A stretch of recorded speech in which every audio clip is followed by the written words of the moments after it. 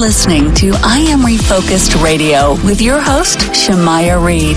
This show is designed to inspire you to live your purpose and regain your focus. And now, here's your host, Shamaya Reed. Welcome back to I Am Refocused Radio. Once again, we are here today, and today we're joined by Alicia Rius. She is a former founder and COO turned leadership coach who helps managers lead with greater clarity. And after 2 decades of leading multicultural teams across Europe and the United States, Alicia, she discovered that leadership often breaks down not because of talent, but because people lack clarity about themselves, their teams, their purpose, and their processes. Today, we're going to unpack all of that. I'm going to cut right to the chase and say, first and foremost, thanks, Alicia, for clearing your calendar. How are you doing today? Thanks for having me. I'm good. Thank you. Appreciate you being on. Let's explore what you do, because you have been in many places, many offices, and you have worked with many people from different backgrounds. What would you say sticks out the most with your experience working with professionals? I'd say the importance of how to relate to people. At the end of the day, and as you see, I have a very diverse background, but everything was always around people. And it's very important how you not only manage them, but how you work with them. When you think about operation, many companies have their own way of doing things, but would you say there is a core value system that allows operations to not just thrive, but to help others to get better as time goes by? Because it takes a lot of patience, but also takes a certain type of consistency as well. Yeah, 100%. So I've worked in different countries and in different, type of industries, and always the context was very complex because it was not only international in terms of where our clients were, but also multicultural. And a lot of people try to teach you the difference about the different cultures. But at the end of the day, for me, it was way simpler. It's about respect, learning how to listen to others, and asking the right questions. With these 3 pillars, you can go very far. And that's the basic of, if you want to have a business that operates at its best, you have to go to the basics, which starts by trying to understand who you are working with and asking questions to understand where they're coming from, what are their needs. And from there, you have that shared knowledge, and then you can start navigating and improving their systems and processes. But without you getting trust first, it's very hard to implement or do anything. And speaking of trust, why do you believe growth often breaks down when people are trying to lead? Well, there are different things, and trust is one of the basics when you want people to work together, because people, it takes a lot of time for you to get to a good place at a job, and you have to put a lot of hours into learning something, becoming the best at, and you want people to respect you and be the go-to person, so that you put a lot of investment into getting that knowledge. So when people have to work together, suddenly you have to share that knowledge, and people think that by sharing whatever you know, they will steal from you. And then people start to becoming very close-minded and very reserved. And it's when you start having silos in the same company, and that's something that you need to break in order to have them to collaborate. But when I was, working at different startups as a consultant, even in my own, when you start removing all those layers, it's about clarity, and it's something very basic. But even in our relationships, sometimes you would go to a meeting, you would go to have a conversation, and you're not clear about what you want to get out of that interaction. So sometimes you have to start there, and then you can start building trust. But first of all, you need to be clear about yourself, who you're going to talk to, what you're going to get out of that conversation. And then you start building that foundation. Okay, now that I'm clear about, first of all, where I am and what do I need, then you can start building around wherever comes next. When you think about promotions, they're not just given away. They're given in trust and hoping that the person that's receiving it not just level up, but will continue to do what got them there, the small details. When you think about management, when someone gets promoted to that, what are some surprises that may come with it, and what should be considered of that person when they have the opportunity to step up? That's what you said. It's a surprise for many people about what happens next. Most companies will promote somebody because out of need, right? The company is growing, and at least in the startup world, you are scaling. Therefore, you have to build more teams, and somebody has to lead those teams. So you promote that person who is the best technical expert. And because that person is very good at doing what he or she is doing, they assume that they will be the perfect kind of person to lead the others who are doing that type of job. But that is really a career change. It's another type of profession, from having to do work to leading others who are doing the work, because there is something very important that it's not taking into account, which is that transition, that identity change.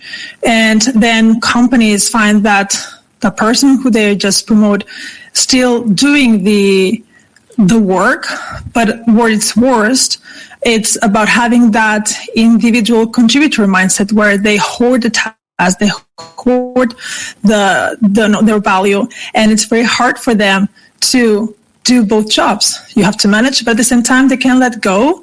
And it's because going from doing the work to leading the work, it's a transition, and the promotion happens overnight, but the transition does not. And therefore, there is this big gap of having somebody who is not really 100% anywhere, and then you start seeing the struggles in the results because you have somebody who's not leading, it's trying to, but the company hasn't supported that transition properly.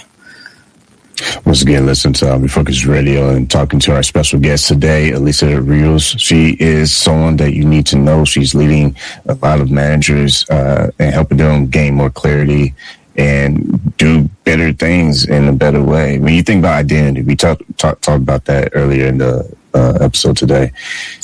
There's a lot of high standards that comes with your identity, especially as a leader. In order for someone to perform as a strong leader versus where they used to be, what are some core skills that helps them to sharpen their identity?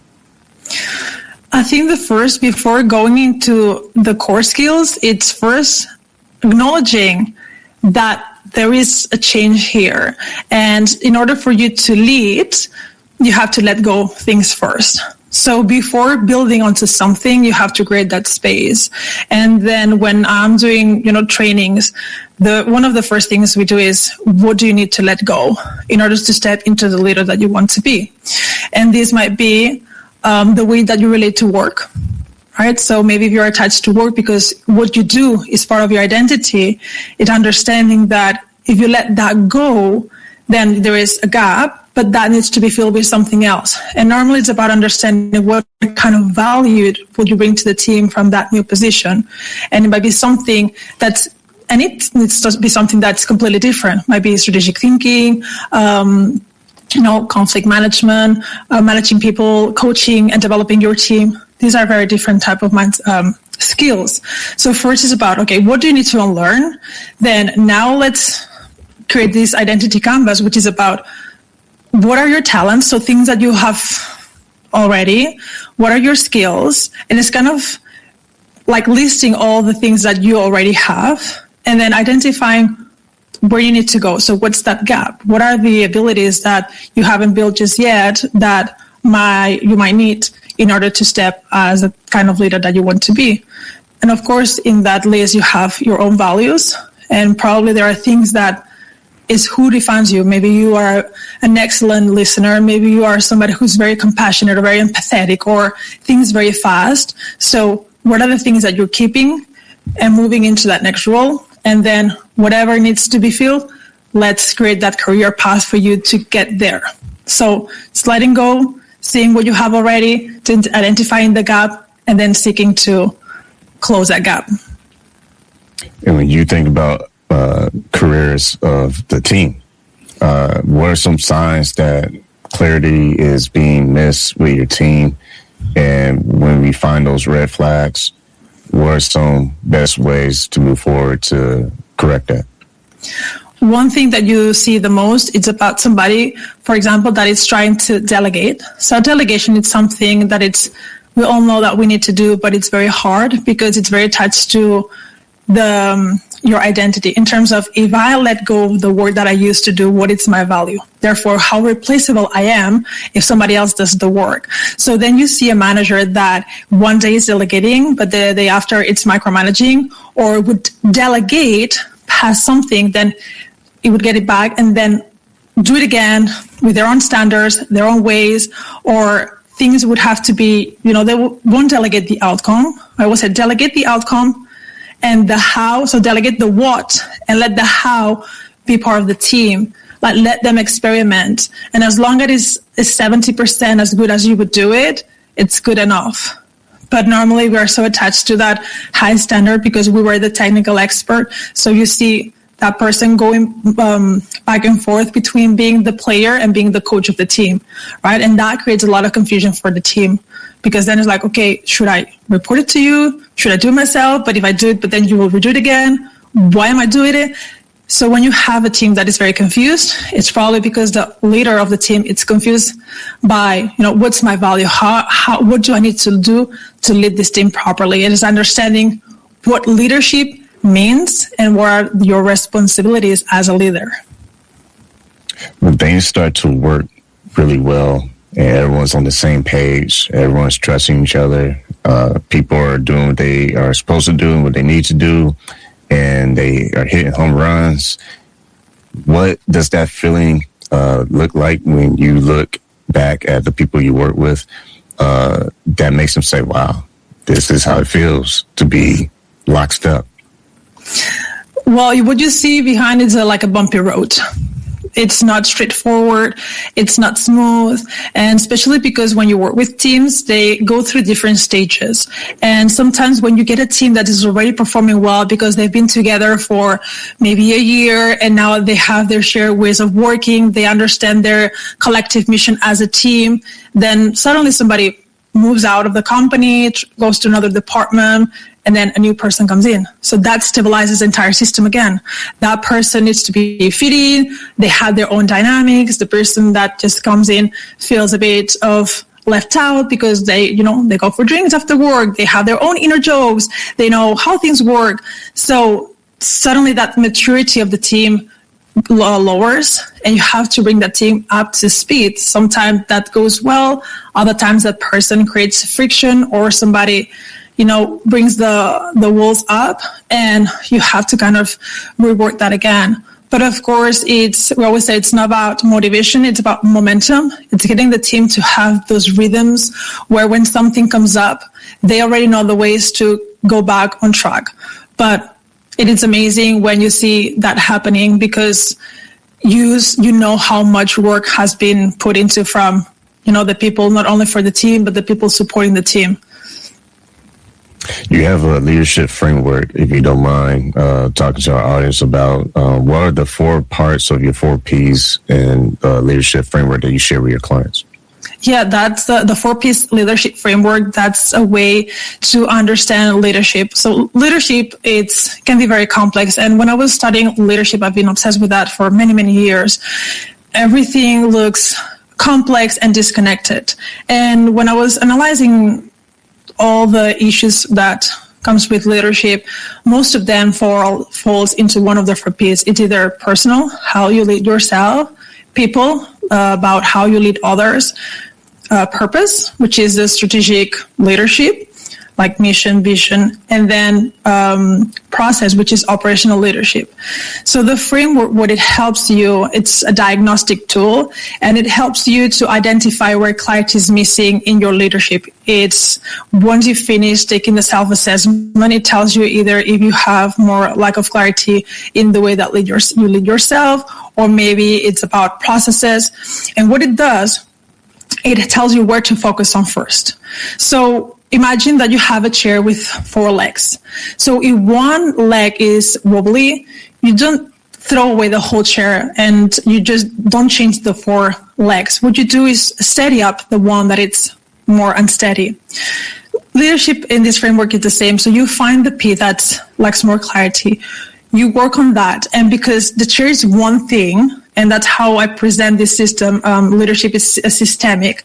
When you address that P, suddenly, automatically, all their P's improve because everything is connected. Because the way that you lead yourself impacts the way you lead to others. The way you lead others impacts how the work gets done. How the work gets done impacts how the results are achieved and how you help, clients and the company and the bigger, picture. It's like creates a ripple effect. And it's the beauty of it. It's that for founders, entrepreneurs, people who are in leadership roles, it can feel very overwhelming knowing all the things that you need to know.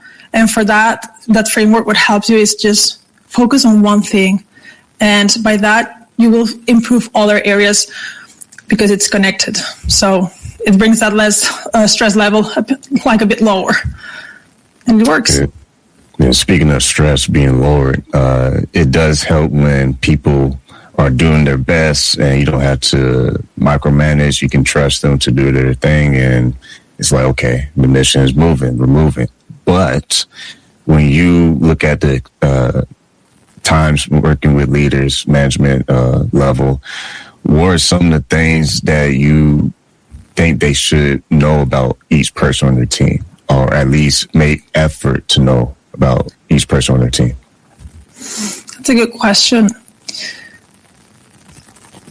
I think it would be about, first of all, understanding what not only the roles are, right, but the type of value that they bring, something that it's not in the role job description. When you have, one thing is what you have on paper that HR wrote one day, and normally those job descriptions sounds more like a wish list. Honestly, there is just so many things that they ask, like, come on, you're asking 3 roles in one role. Get to know the person, the type of value that it brings. It might be something, and normally it's something that's invisible. It might be something that it's about how empathetic that person is, or how patient that person is towards customers, or the creativity and innovation ways of that person to reach to those results. Get to know the different, how people bring value within the team and within the company, and then make sure that the person has a space to share that knowledge within the team and within the company, because that is so much richness that it's not exploited, and that needs to be shared. So make sure that you know your people from another perspective, even if it's in a personal way, what makes them shine, and make sure that there is space for them to shine and others learn from it. When you think about customer service, I mean, customers is the only reason why we do anything in business. So when you think about how leaders have conversations with their teams and how they deal with customers and how they represent the organization, was a core value that you believe really translates well for everybody involved, especially the front line? Get to know your customer and be in their shoes for real.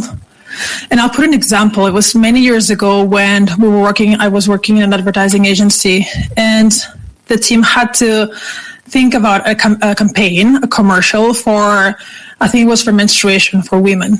And there were men. Most of them were men. And it was hilarious and kind of frustrating. And, the way they were talking about the topic, because it's like, have you talked to any women about how they feel about when they go through that cycle? Because it can be nuts. Have you spoken to your sister, to your mom, to your best friend? Go get there. Have you tried a pad? Have you touched a tampon? Do you understand the product and what they go through? Because you can sell something if you don't understand the person who needs to use it. And for me, that was the eye-opening moment. And therefore, always I said, go where the customer lives, go where the customer buys, be in their shoes, be the customer. Sometimes you are the customer, but all the time for certain purposes you are not. So unless that you go through their journey for real at all the steps, it's very hard that you understand what they're going through. So you need to, in order to sell, you need to talk about their pains and their gains. And the best way to do that is be in their shoes, like for real.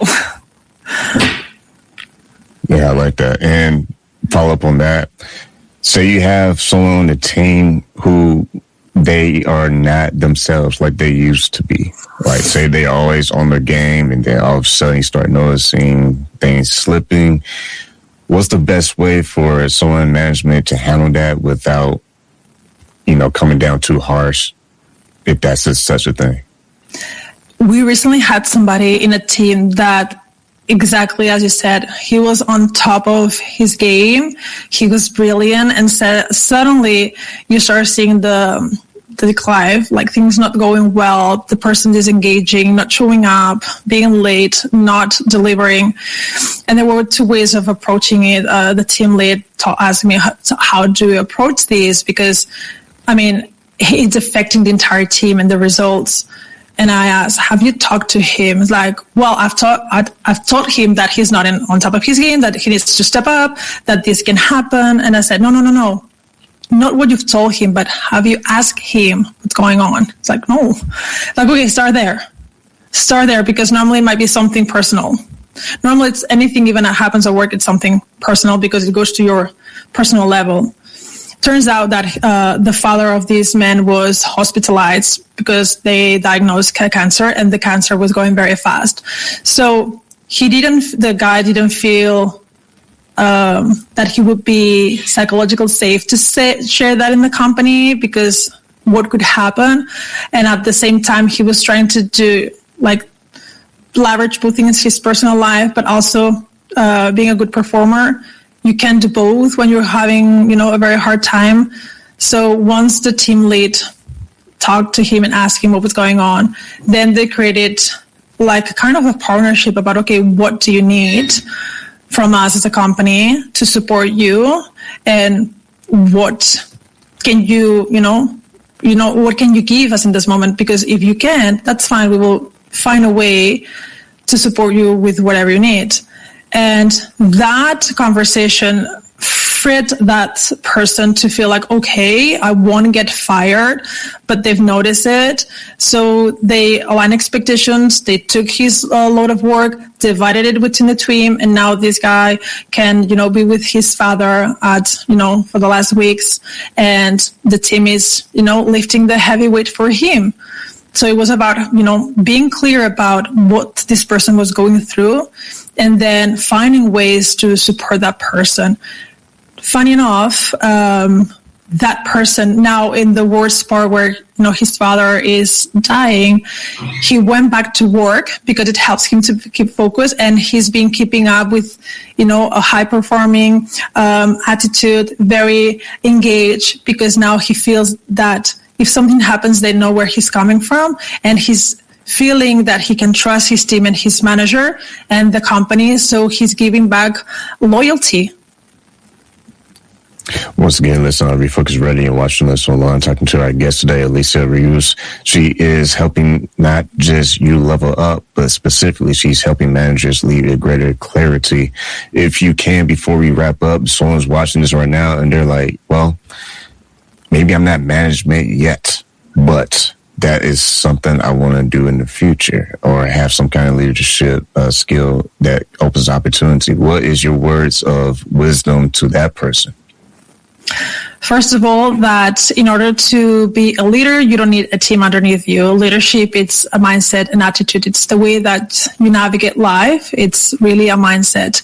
And also, if you want to be a manager, ask people that are managing people already, because sometimes it happens that people feel like management is their next natural step in their career, which is kind of a recognition for the work well done. But managing people is very complex, and it requires a lot of different type of skills and a lot of patience and a lot of, I don't want to say soft skills, but it is, because I don't think they are soft, but something very specific about how you deal with people, because it can really get to you.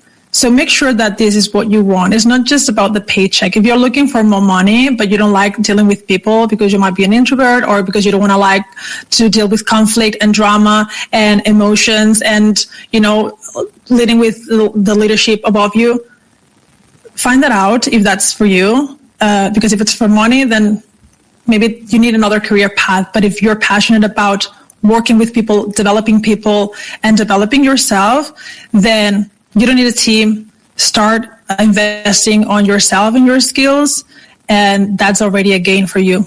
So that's my advice. And for people listening and watching, they want to check out your work and connect with you. What's the best way they can do so? You can do it via two ways. My website, it's hiveteamcoaching.com. Also, you can connect with me on LinkedIn with it's Alicia Rius. I think you will put that on the details, but the best way is also it's the website, so you can contact me. And also have a space for free consultations if you're going through anything. I'm happy to listen and give you some directions. Well, like always, let's on Refocus Radio, watching us online. Make sure you connect with Alicia. Like always, to you, thank you for your time. Thanks for having me.